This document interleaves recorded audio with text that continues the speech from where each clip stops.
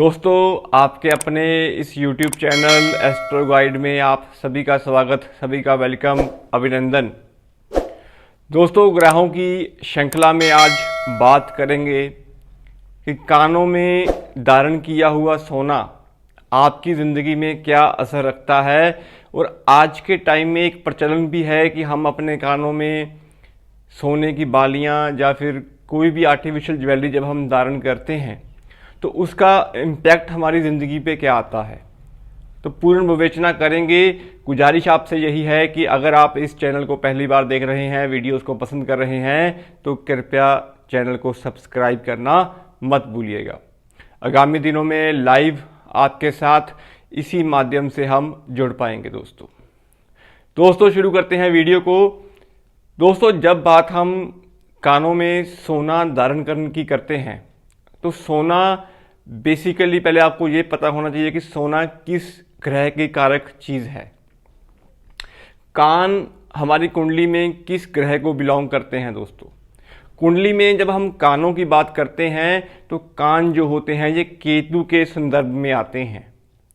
केतु कुंडली के छठे भाव के भी कारक हैं और छठा भाव कुंडली का पाताल है। जब आप किसी बात को सुनते हैं और सुनने के बाद उस बात की गहराई में चले जाते हैं तो वो चीज़ केतु की नेगेटिविटी को भी दर्शाती है, क्योंकि छठे भाव में ही केतु नीच के भी होते हैं। कुंडली में जब कभी केतु खराब होते हैं दोस्तों, तो यकीन मानिए कुंडली में कहीं ना कहीं बृहस्पति के फल भी आपको खराब मिल रहे होते हैं, क्योंकि दूसरा भाव जो होता है कुंडली का वो बृहस्पति के अधीन होता है और बृहस्पति के बिल्कुल सामने छठा भाव जो पड़ता है वो केतु के अधीन होता है। अब गुरु के सामने केतु उसका चेला है। केतु कुंडली में दोस्तों जब अच्छे होते हैं तो ये इंसान को ब्रांड बनाने की क्षमता रखते हैं। आपने कोई भी ऐसा काम शुरू किया जिससे आपका नाम बना, वो चीज़ जो आपने शुरू की, जो आपने लोगो शुरू किया, जो आपने नाम रखा अपने ब्रांड का, वो चीज़ लोगों के आगे एक ब्रांड के रूप में पेश हो गई। वो चीज़ केतु की पॉजिटिविटी की निशानी होती है। लेकिन जब आप कर्जे में ही फंस जाएं, दूसरों से उधार लिया हुआ पैसा वापस ना कर पाएं, या फिर कर्ज के रूप में आपने लिया हुआ पैसा आपका ब्याज के ऊपर ब्याज पड़ना शुरू हो जाए, वो केतु की नेगेटिविटी होती है, जिससे आपका मान पद प्रतिष्ठा जो एक सूर्य देते हैं वो खराब होना शुरू हो जाता है। क्योंकि कुंडली में केतु का अच्छा होना कहीं ना कहीं बृहस्पति की बरकत को भी देता है और सूर्य का नाम भी बढ़ाता है। इसीलिए जब कुंडली में केतु लगन में होते हैं दोस्तों, तो सूर्य कुंडली में कहीं पे भी बैठे होंगे वो हमेशा अपने आप को उच्च के फल ही दे रहे होंगे। दोस्तों, केतु कुंडली में अगर आपके अच्छे भावों में बैठे हैं, मैं अच्छे भावों की बात इसलिए कर रहा हूं कि जब इंसान अपने कानों में कोई भी ऐसी धातु धारण करता है, स्पेशली इन गोल्ड अगर हम बात करें, तो कुंडली में बैठे हुए केतु के फल भी आपको कहीं ना कहीं मिलने शुरू हो जाते हैं। क्योंकि जब आप कोई चीज़ धारण करते हैं अपने शरीर के ऊपर तो वो ग्रह कुंडली में आपका एक्टिवेशन मोड पे चला जाता है। केतु कुंडली में कब एक्टिव होते हैं दोस्तों? केतु कुंडली में तब एक्टिवेट होते हैं जब आपके घर में संतान का जन्म होता है। कुंडली में कहीं भी केतु बैठे होंगे, जब आपके घर में पुत्र संतान पैदा होगी तो कुंडली में बैठे हुए वो केतु आपको एक्टिवेशन मोड देना शुरू कर देंगे। लेकिन अगर हम उस केतु को पहले से ही अपने शरीर पे धारण कर लें, उस चीज़ को एक्टिवेट कर लें, तो वो चीज़ क्या हो सकती है कि अगर आप अपने कानों में सोना पहनते हैं, कानों के सोने की कुंडल पहनते हैं, तो कुंडली का केतु आपको अच्छे फल देने के लिए बाध्य हो जाएगा। संदर्भ के रूप में अगर हम बात करें तो बृहस्पति की मदद जब केतु को मिलती है तो केतु के फलों को अच्छा करना बृहस्पति के हाथ में होता है। और बृहस्पति जब कुंडली में अच्छे होंगे तो केतु के फल भी आपको अच्छे मिलने शुरू हो जाते हैं। दोस्तों, बात मैं करूंगा कि कुंडली में अगर आपके जन्म कुंडली में केतु खाना नंबर 9 में बैठे हैं, आप अपनी हॉरोस्कोप में देखिएगा कि अगर जन्म कुंडली में केतु आपके खाना नंबर 9 में बैठे हुए हैं, केतु आपके खाना नंबर 12 में बैठे हुए हैं और केतु आपके खाना नंबर 2 में बैठे हुए हैं। अब इस चीज़ को आप नोट करिए, 2, 9 और 12 जब इन ग्रहों में यानी कि बृहस्पति के ग्रहों में जब केतु बैठते हैं तो अगर आप उस टाइम पे, उस दशा में, उस पीरियड में कानों में सोने के कुंडल पहन लेते हैं या फिर सोना ही कानों में धारण कर लेते हैं तो ये केतु आपको अच्छे फल देने के लिए बांधे हो जाते हैं। क्योंकि बृहस्पति की मदद केतु को मिलने के कारण केतु के फलों को भी बृहस्पति अच्छा कर देते हैं। तो कानों में सोना हमेशा उनको भी धारण करना चाहिए जिनकी कुंडली में केतु खाना नंबर 9 में हो, केतु खाना नंबर 12 में हो, केतु खाना नंबर 2 में हो।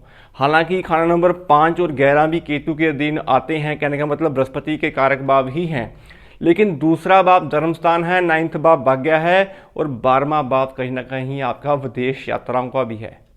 तो इसीलिए 2, 9, 12 में बैठे हुए केतु के लिए आप कानों में सोना पहन सकते हैं। बात इससे क्या होगी कि केतु की पॉजिटिविटी को हमने बढ़ाया है सोना धारण करके। अब अगर कुंडली में केतु खराब है, खराब कहाँ होंगे? खाना नंबर 3 में, खाना नंबर 6 में। 3 में नीच के हैं, छठे में भी नीच के हैं।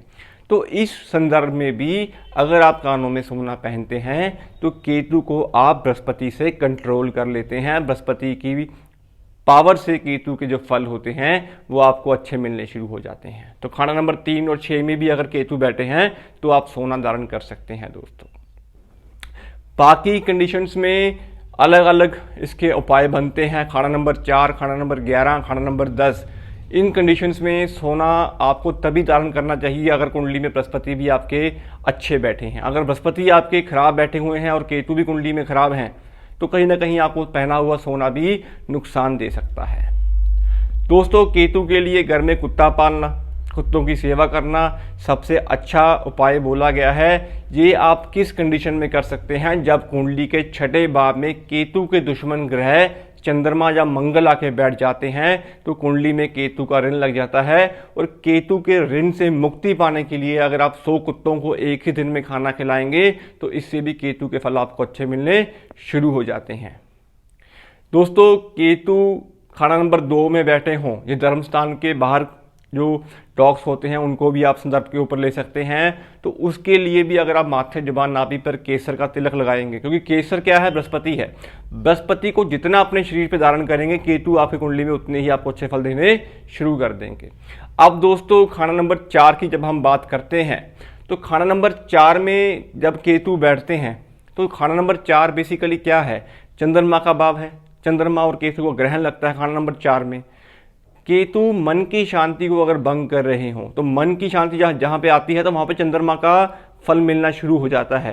तो मन की शांति को देखते हुए अगर आप गले में चांदी की चैन धारण करेंगे तो चंद्रमा को पावर मिलेगी, चंद्रमा के फल हमको पौष्टिक रूप में मिलने शुरू हो जाएंगे।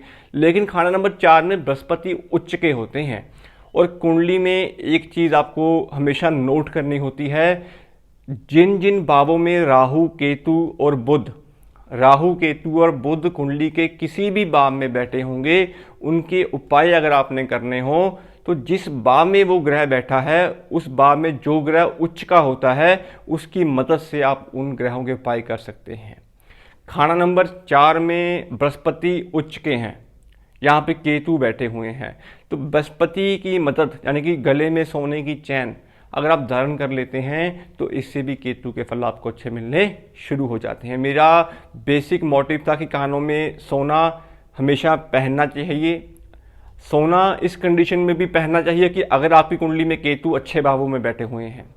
बाकी दोस्तों, कानों में कभी भी आपको आर्टिफिशियल ज्वेलरी जो है राहु के दिन जो आपको कभी नहीं धारण करनी चाहिए। कानों में कभी भी आपको ये जरकन या फिर आर्टिफिशियल चांदी की बालियाँ, कुछ भी ऐसी आइटम जो होती है वो कभी धारण नहीं करनी चाहिए, क्योंकि जितना आप आर्टिफिशियल ज्वेलरी पहनेंगे या फिर चंद्रमा को कानों में पहनेंगे उतना ही खाना नंबर 6 आपका एक्टिवेट होगा और वो ग्रह केतु के साथ युति बना लेता है। इसीलिए कानों में हमेशा सोना धारण करना ही सबसे अच्छा और लाभदायक उपाय बोला गया है।